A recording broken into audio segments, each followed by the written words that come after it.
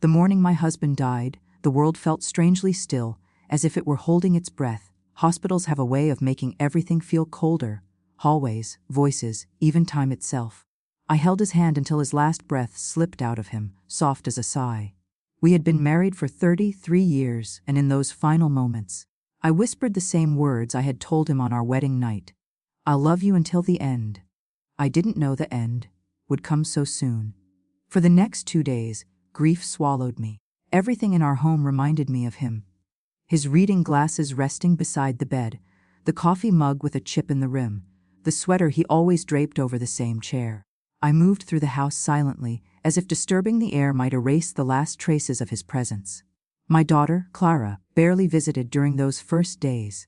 She stayed in her room, scrolling on her phone, taking calls, making plans. I assumed it was her way of coping. I was wrong. The lawyer called us for the reading of the will. We sat in his office, me with trembling hands and swollen eyes, Clara with polished nails tapping impatiently on the table.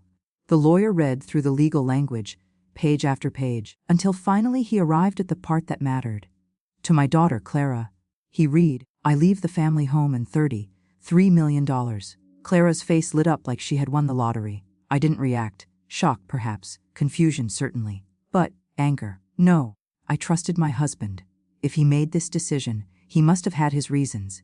Maybe he wanted her future secured, or maybe he believed I would be fine without it.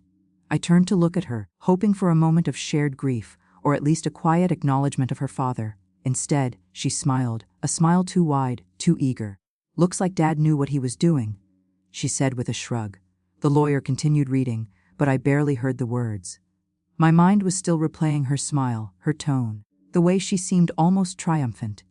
Later that evening, I brewed tea and waited for her to come sit with me, to mourn her father together. But she didn't come. I found her instead walking through the house with a notebook, writing things down, what to replace, what to repaint, what to remove. When she reached my husband's study, she paused, a calculating expression crossing her face. Clara, I whispered, maybe not today. She sighed dramatically. Mom, you can't expect everything to stay the same forever. She just died, I said softly. Exactly. She snapped. He's gone. And now decisions have to be made.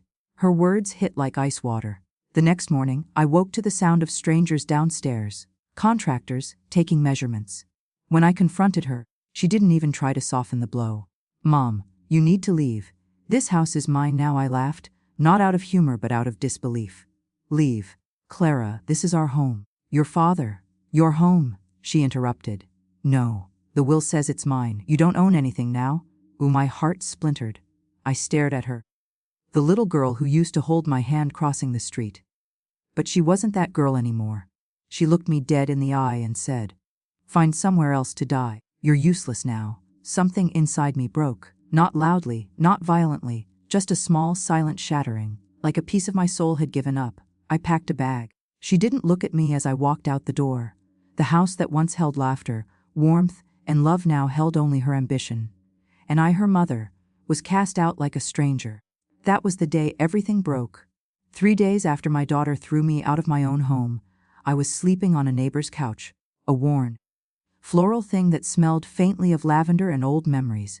I kept waking up in the middle of the night, disoriented, expecting to hear my husband's gentle snoring beside me or the familiar creak of the hallway floorboard. Instead, I heard silence. Heavy, humiliating silence. On the 4th morning, my phone buzzed. I almost didn't answer. I didn't want anyone to hear the tremble in my voice or the defeat in my tone. But the caller ID showed the name of my husband's lawyer, Mr. Rudd. He said, voice firm but oddly urgent. I need you to come to my office. Today, if possible. My stomach tightened. Something happened. There's a matter concerning your husband's will. Something important we didn't address properly. My fingers froze around the phone. My daughter already received her inheritance. A brief pause. Then, that's exactly why you both need to come back.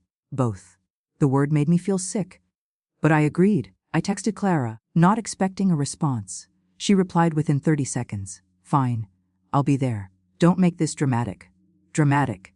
That was what she called being thrown onto the street like garbage. Still, I went to the lawyer's office. The building felt colder this time. The receptionist smiled at me apologetically, as if she somehow knew the humiliation I carried like an extra layer of skin. Clara arrived last, walking in with oversized sunglasses and a designer purse, looking as though she were attending a business meeting, not revisiting her father's death. She didn't spare me a glance. She simply sat, crossing her legs with an air of superiority. Mr. Rudd entered the room carrying a thick folder. He didn't sit immediately. Instead, he placed the folder on the table with a deliberate heaviness. "Thank you both for coming," he began. "There's something we need to clarify regarding your husband's final will." Clara groaned. "Can we make this quick? I have contractors waiting for me at the house." The lawyer raised an eyebrow, not amused. "Clara, did you even read the will?" She frowned. "I heard it. Same thing." He let out a small, sharp chuckle, one that sounded almost cruel in its certainty. "Oh no. Hearing it isn't the same as reading it. And you clearly didn't understand what you heard." Clara leaned forward, irritation painted across her face. "What's that supposed to mean?" Mr. Rudd opened the folder and pulled out a document, several pages stapled neatly together, the edges crisp and untouched. "This," he said, tapping the first page, "is the full version of your father's will, including the amendment he added 2 weeks before his passing."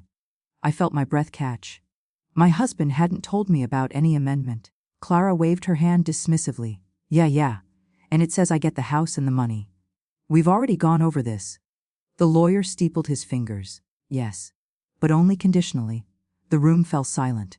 "Conditionally," I repeated softly. "Yes," he replied, turning the document so it faced us. "Your husband tied your inheritance to a requirement, one very explicit condition." Clara's smirk faltered. "What condition?" she demanded. Mr. Rudd glanced at me, almost pitying me before he spoke. "You were given the estate and the $33 million only if you provided compassionate care for your mother for at least 30 days after your father's death." Clara froze. "You're joking?" she said, her voice small for the first time in years. "I assure you," he said, "I am not." He flipped to another page. "Any act of cruelty, neglect, or removal of your mother from the home within those 30 days immediately voids your rights." Clara stared at him, speechless. I felt my pulse pounding in my ears. The lawyer leaned back, his voice calm but cold. "You kicked her out 3 days after the funeral, changed the locks, told her to find somewhere else to die." Clara swallowed hard, color draining from her cheeks. "Which means," he continued, "you have violated the condition, and therefore you inherit nothing." My daughter's mouth fell open, but no words came out. My world, which had been shattered days ago, shifted again, this time not with pain, but with something unfamiliar, a spark, a tremor of justice. And for the first time since my husband died, I could breathe. I sat there, stunned, as the truth unraveled piece by piece.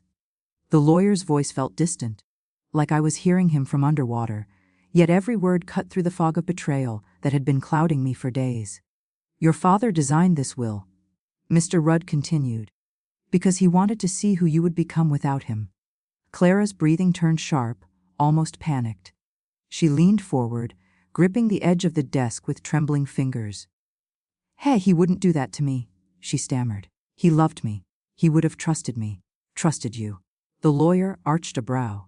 "Clara, he trusted your character.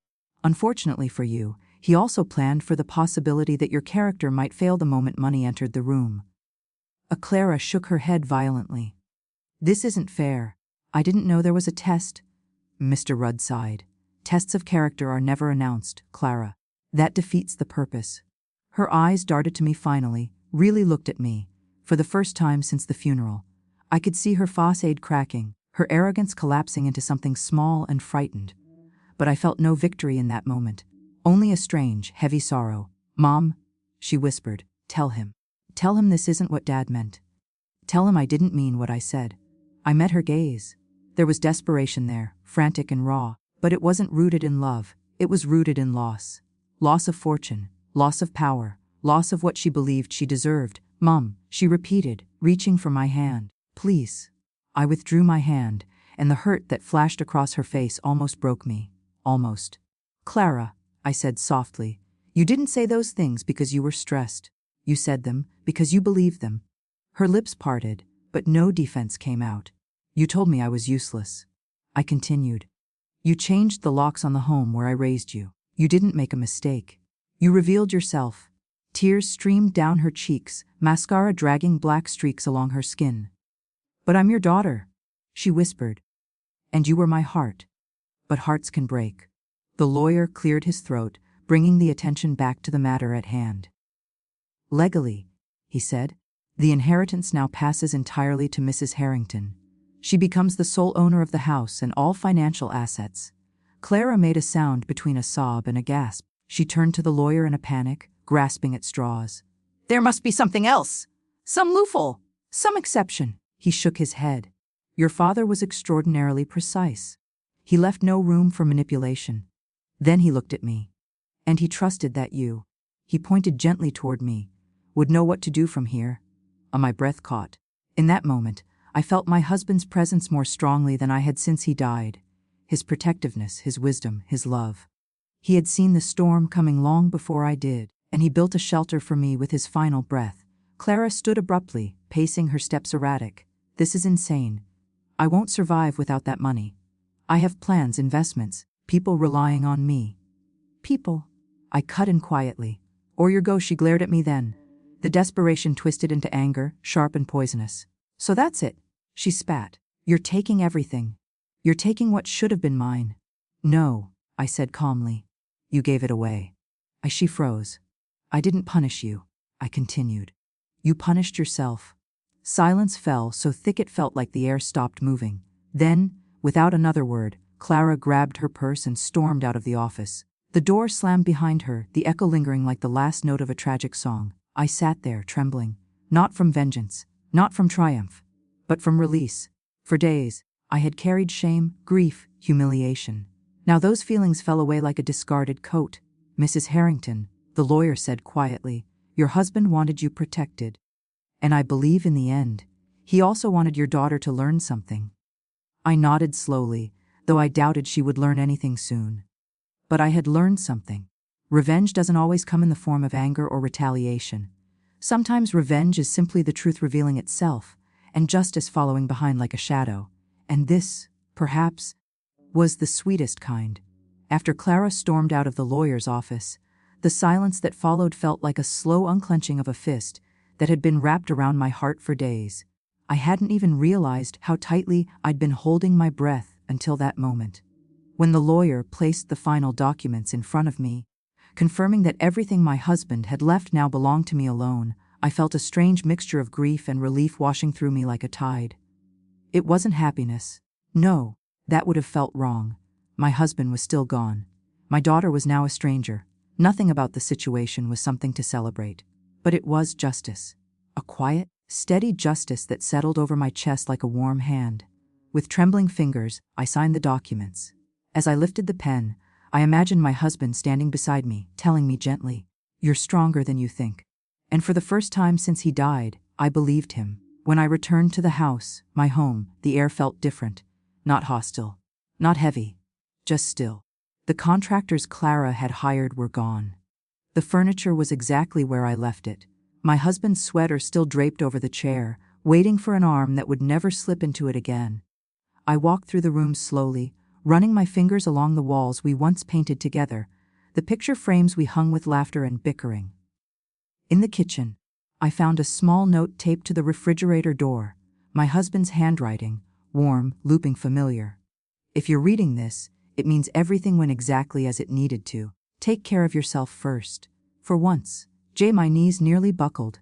I sank to the floor, pressing the note to my chest and cried, quiet aching tears that came not from loss, but from love. Love for a man who had protected me even in death. Love for a life we built together. Love for myself, something I had forgotten to feel for a very long time. Over the next weeks, I moved deliberately, slowly reclaiming my space. I cleaned the garden he loved, my hands rooting in the soil like I was anchoring myself to the earth again. I cooked meals I hadn't made in years. I rediscovered the feel of sunlight on my skin without the weight of someone else's cruelty shadowing it. Clara didn't call. Not once. Sometimes, late at night, I wondered what she was doing, where she was staying, if she regretted anything. I hoped she did. Not because I wanted her to suffer, but because regret is the first step toward growth, and she desperately needed to grow. One afternoon, while sorting through my husband's things, I found a sealed envelope with my name written in a familiar bold stroke. Inside was a single sentence. If she chooses greed, let her learn loss. I pressed the letter to my heart. He had known. He had seen the storm I refused to acknowledge. And he had spent his final days building a lifeline. Not for her, but for me. Healing did not come suddenly. It came in small moments, a morning where I woke without crying. An evening where the house felt peaceful instead of empty. A night where I finally slept through until sunrise. I started taking long walks. I joined a widow's support group. I planted new flowers. I let myself laugh again. Not loudly, not fully, but softly, like the beginning of something new. One day, as I stood in the garden watching the wind dance through the trees, I realized something profound. Betrayal may break you, but truth rebuilds you. And I had been rebuilt, not in the image of the woman who once lived for her husband and daughter, but in the image of someone who finally lived for herself. I didn't need revenge, because life, fate, and my husband's final gift had delivered something far sweeter: freedom, peace, and the chance to rise from the ashes with my dignity intact. My story didn't end with loss, it began with it.